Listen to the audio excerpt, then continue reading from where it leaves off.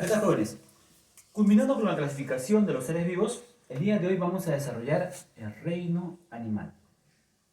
Los animales desarrollaron una serie de estrategias para poder sobrevivir. Estas estrategias morfológicas y fisiológicas fueron diseñadas con la única razón de poder sobrevivir ante un ambiente hostil. Pero ¿cuáles son las características más resaltantes del reino animal? ¿Cuáles son las características que nos permiten identificar a los animales? Los animales son organismos eucarióticos, es decir, son organismos que están conformados por células con un núcleo definido. Presentan una gran cantidad de células, podría decirse que son organismos multicelulares. La presencia de un movimiento se debe justamente a un sistema muscular y la capacidad de poder reaccionar ante un estímulo se debe justamente a su sistema nervioso. El sistema muscular y nervioso es exclusivo del reino animal. Los animales son organismos heterótrofos. A diferencia de los hongos, que también son heterótrofos, los animales presentan un sistema digestivo desarrollado para poder degradar o descomponer el alimento y posteriormente absorberlos. En cambio, los hongos no desarrollan eso, sino los hongos lo que hacen es elaborar sustancias fuera de su cuerpo y en ese lugar degradan el cuerpo, la materia orgánica, para después filtrarlo. Los animales no, incorporan y lo procesan y de tal manera que van a incluirlo de una forma eficiente incorporándolo a su sangre.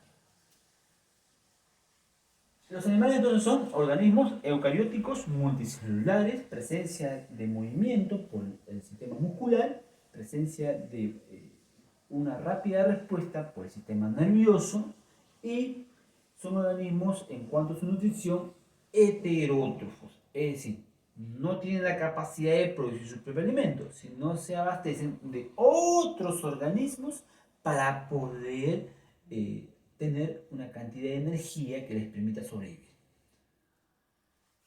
Hay una gran diversidad de animales y una de las clasificaciones iniciales para poder dividir o agrupar los animales fue la presencia o ausencia de un esqueleto interno o externo. La presencia o ausencia de un esqueleto nos permitieron agrupar los animales en dos componentes. Los animales que presentan un esqueleto interno conformado principalmente por tejido óseo se denominan vertebrados. Los animales que presentan un esqueleto externo conformado por carbonato de calcio, por sustancias de sílice, ¿no? Hay una gran variedad de sustancias que conforman un esqueleto externo y le denominamos invertebrados. Pero hay una serie de criterios adicionales y mucho más precisos, incluso moleculares, que nos permiten clasificar a los animales. La clasificación nos permite un ordenamiento para poder realizar un estudio preciso de las características de ciertas especies. Pero es importante desarrollar características generales para agrupar a los animales y de esa manera tener un estudio mucho más elaborado y detallado de cada grupo. Por eso justamente los animales se van a clasificar tomando en cuenta varios criterios, donde uno de los criterios más importantes es la característica que vamos a observar en el desarrollo embrionario. El desarrollo embrionario es un proceso, ¿no?, que se inicia con la unión de los gametos sexuales, ¿no?, y la conformación de un huevo cigoto mediante la fecundación. Porque la unión de gametos se denomina fecundación. Esta célula o huevo, posteriormente, esta célula denominada cigoto o huevo, ¿no?, va a elaborar un embrión conformado por una cantidad estimada de células, ¿no? Y a este embrión, en un primer estadio, se denomina morula y posteriormente se denomina blástula, y en un proceso denominado gástula vamos a observar una serie de detalles que son importantes en la clasificación de los animales. La presencia justamente de las capas embrionarias en los animales es un criterio importante en la clasificación. Se ha determinado que los animales más primitivos, como los cnidarios, ¿no?, presentan solamente dos capas embrionarias: un ectodermo externo y un endodermo interno. Es decir, los cnidarios, ¿quiénes son, profesor? Están la malagua, la hidra, la anemona del mar. Estos son organismos, ¿no?, acuáticos. Solamente presentan dos capas embrionarias: ectodermo y endodermo. Estas dos capas posteriormente van a formar el sistema nervioso, ¿no? Van a desarrollar, por ejemplo, una serie de revestimientos internos, ¿no?, en su sistema digestivo, ¿no? Esas son dos capas embrionarias que solamente lo encontramos en los cnidarios. En cambio, los animales más desarrollados, ¿no?, como los artrópodos, como los moluscos, los equinodermos, presentan tres capas embrionarias, ¿no? También otro detalle importante es justamente que esta gástrula va a formar un hueco interno, y este hueco interno va a ser importante en la conformación del tubo digestivo. Estamos hablando de esa estructura denominada arquenterón, ¿no? La presencia de arquenterón en esta etapa denominada gástrula es otro detalle importante en el desarrollo embrional. Pero hay una cavidad, ¿no? Hay una cavidad que se encuentra en el interior de las capas embrionarias, ¿no?, que solamente se van a encontrar los organismos tripoplásticos, ¿no?, en los organismos que tienen tres capas embrionarias, ¿no? En el mesodermo, en este mesodermo hay un hueco. Ese hueco se llama celoma. Celoma. El celoma es un hueco que posteriormente va a tener una importancia en el alojamiento de los órganos internos. Por ejemplo, los pulmones, el corazón, ¿no?, los intestinos se encuentran en un hueco, ¿no? Ese hueco se denomina cavidad torácica y cavidad abdominal, ¿no? Por ejemplo, la cavidad torácica, en este hueco se encuentran los pulmones y se encuentra el corazón. Los intestinos, ¿no?, el hígado, se encuentran en otra cavidad denominada abdominal. Pero ¿quién conforma esas cavidades? En una etapa embrionaria, esas cavidades están conformadas justamente por el celoma, está conformada por el celoma, ¿no? El celoma va a dar origen a esas cavidades en una etapa adulta.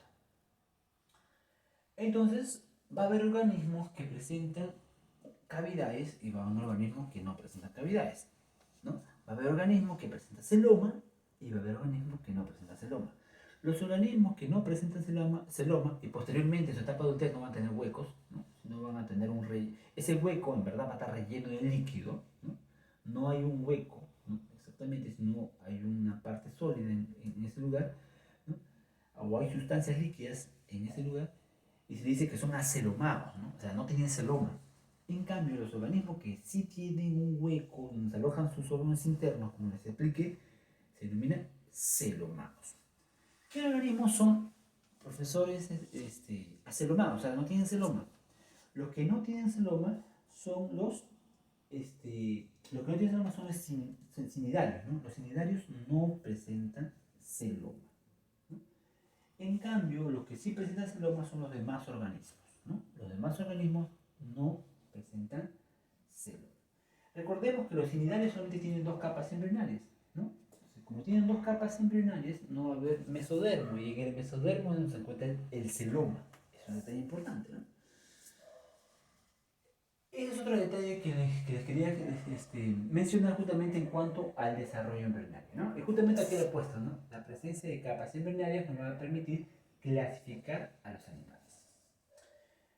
Otra característica es la presencia o ausencia de tejidos. Hay un grupo de animales, justamente lo he graficado aquí en la parte, ¿no?, en la parte inferior, en la superficie marina, las profundidades marinas, por ejemplo, encontramos a los arrecifes de coral, ¿no?, conformados principalmente por las esponjas. Estas esponjas no presentan tejidos, es decir, su cuerpo está conformado por células, una colonia de células que van a dar la conformación de estos organismos, denominados esponjas. O sea, no presentan tejidos. ¿Y qué es un tejido, profesor? Un tejido es un conjunto de células organizadas que va a desarrollar funciones particulares. Esto no hay en las esponjas. En las esponjas solamente hay un agrupamiento de células, nada más.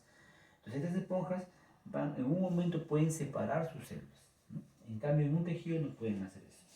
Por lo tanto, por eso he puesto en esta imagen las esponjas como las más primitivas de todas, ¿no? Y los demás organismos, los más evolucionados, que sí presentan tejidos. Esponjas no presentan tejidos y los demás organismos sí presentan tejidos. Entonces la presencia o ausencia de tejidos va a ser uno de los aspectos importantes en la clasificación. Después, de los organismos que presentan tejidos, pero de acá, ¿no? Van a haber organismos que, perdón, los que presentan tejidos, van a haber organismos que presentan sistemas primitivos, o sea, sistemas no tan elaborados, ¿no? Por ejemplo, van a haber organismos que presentan un sistema digestivo incompleto. Un sistema digestivo incompleto es cuando estos organismos solamente tienen un orificio, ¿no? Un orificio y un hueco, ¿no? Un hueco por donde digieren el alimento. Y ese mismo orificio va a servir también para liberar los desechos, ¿no? Es un sistema digestivo incompleto. ¿Quiénes tienen esa característica? Los cnidarios, por ejemplo, ¿no? Los cnidarios tienen un hueco, ¿no? Un orificio y un hueco, ¿no? Donde digieren el alimento y por ahí va a salir los desechos también, ¿no? Eso lo tienen los cnidarios. En cambio, los demás organismos, por ejemplo, los peces, ¿no? Los vertebrados, los moluscos, ¿no? Tienen dos huecos, uno por donde ingresa y otro por donde sale, ¿no? Eso lo tienen los organismos más evolucionados y se denominan sistema digestivo completo. Este es un ejemplo más de la forma como se desarrollan los sistemas, ¿no? Más primitivos y más desarrollados. Por ejemplo, los cnidarios no presentan cerebro, ¿no? No tienen cerebro, se tienen un anillo nervioso, ¿no? En cambio, los demás organismos, como los platanimientos, sí tienen un cerebro primitivo, ¿no? ¿No? Por ejemplo, en las platanimientos tienen un cerebro, ¿no? En las planarias tienen un cerebro, ¿no? Un cerebrito por donde salen cordones, ¿no? Es mucho más elaborado. Es decir, lo que quiere decir es que los sistemas pueden ser primitivos en los menos desarrollados y pueden ser mucho más elaborados en los más desarrollados, ¿no? A eso me refería, ¿no? Ahora, simetría, ¿qué significa? Simetría es un procedimiento mediante el cual yo desarrollo un corte imaginario y observo partes iguales en sus componentes, ¿no? Si yo agarro, por ejemplo, a un cnidario, a una medusa, lo corto imaginariamente, ¿se formarán partes iguales? Sí, sí se forman partes iguales. Si yo hago lo mismo con un pez, ¿se forman partes iguales? Sí, se forman partes iguales. Ustedes van a desarrollar un corte imaginario con la mayoría de animales, sí se van a observar partes iguales. Pero el animal más primitivo, que son las esponjas, al realizar un corte imaginario no se observan partes iguales. Por lo tanto, sí que son asimétricos, ¿no? Los más primitivos son asimétricos, como las esponjas, que conforman al filo porífera. Y los más evolucionados son simétricos. Ahora, la simetría también puede ser de dos tipos. Hay dos tipos de simetría. Una simetría radial y una simetría bilateral. Ese significa simetría. Simetría radial y simetría bilateral. Los organismos que presentan simetría radial son los siguientes. Si yo agarro un corte imaginario, ¿no? Y se forman partes iguales, y sigo desarrollando otro corte imaginario, y se siguen observando partes iguales, y sigo más, o sea, hago más de un corte y se siguen observando partes iguales, este organismo tiene simetría radial. Generalmente los organismos que tienen simetría radial tienen dos características fisiológicas importantes. Morfológicas y fisiológicas. Fisiológicas, ¿por qué? Porque estos organismos presentan, los de simetría radial, presentan un sistema nervioso primitivo. Y generalmente no tienen cabeza. Estamos hablando entonces de los cnidarios. Los cnidarios, ¿no? Tienen un cuerpo, ¿no? Un cuerpo que no tiene cerebro, ¿no? No tiene cabeza, no tienen cerebro. Entonces, esos son generalmente los que tienen simetría radial, no tienen cabeza. Lo mismo podemos observar justamente también una estrella de mar. ¿Tienen cabeza? No observamos la cabeza, ¿no? Un erizo. No observamos cabeza, ¿no? Esos detalles son importantes, ¿no? No tienen una cabeza donde se concentra un sistema nervioso llamado cerebro, ¿no? Entonces, los más primitivos los más primitivos va a ser los que presentan simetría radial porque no tienen un sistema desarrollado, un sistema nervioso desarrollado, ¿no? En cambio, los que presentan simetría bilateral, ¿no?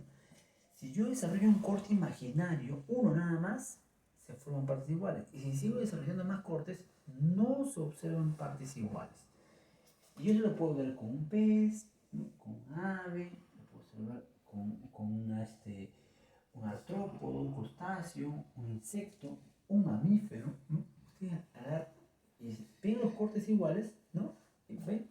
Y van a ver partes iguales, ¿no? Solamente con un solo corte. Eso lo vamos a observar, ¿no?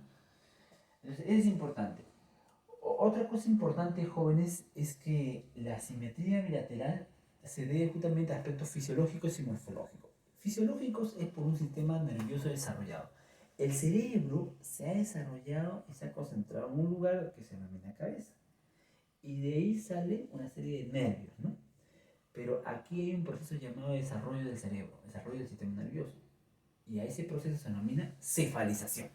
En lo de simetría bilateral se concentra en un lugar del cerebro donde se realizan los procesos, ¿no? De estímulos, o recepción de estímulos, y posteriormente hay un cordón nervioso, ¿no? Eso es justamente en los organismos de simetría bilateral. Ellos tienen cabeza y cola, por eso justamente esa cabeza y cola le va a permitir formar dos partes iguales, solamente dos partes iguales. Y si lo cortamos así, otro más, no se va a formar partes iguales, ¿no? La simetría bilateral. Y por último, es la metamería. La metamería se refiere justamente a la división del cuerpo a lo largo de la evolución. Los organismos más primitivos, como las esponjas, no presentan división de su cuerpo. Los mismos los cnidarios no presentan su cuerpo, ¿no? En los platelmintos tampoco presentan división de su cuerpo, ¿no? En las planarias tampoco. En los moluscos tampoco. Entonces, en los moluscos sí va a haber, hay grupos donde, ¿no? Por el placófora, ¿no? Hay un grupo de moluscos que sí se presenta división en su cuerpo. Pero de los artrópodos hacia adelante va a haber una división del cuerpo. En los artrópodos, por ejemplo, en este crustáceo, vamos a observar que su cuerpo está dividido en, ¿qué? En cabeza, tórax y abdomen. Insectos, cabeza, tórax y abdomen. En los anélidos, también, profesor, miren, dividido su cuerpo, es un cuerpo segmentado, anélidos. También su cuerpo está dividido. ¿En dónde más? En los mamíferos, en los vertebrados también el cuerpo está dividido. Y el cuerpo está dividido, ¿no? Está dividido internamente en sus vértebras. Otra característica importante. Bueno, jóvenes, es justamente en cuanto a la clasificación. Es más o menos un contexto general del reino animal que hemos detallado con precisión. Esperemos que les haya gustado la clase y hasta una próxima oportunidad, jóvenes. Cuídense. Chau, chau.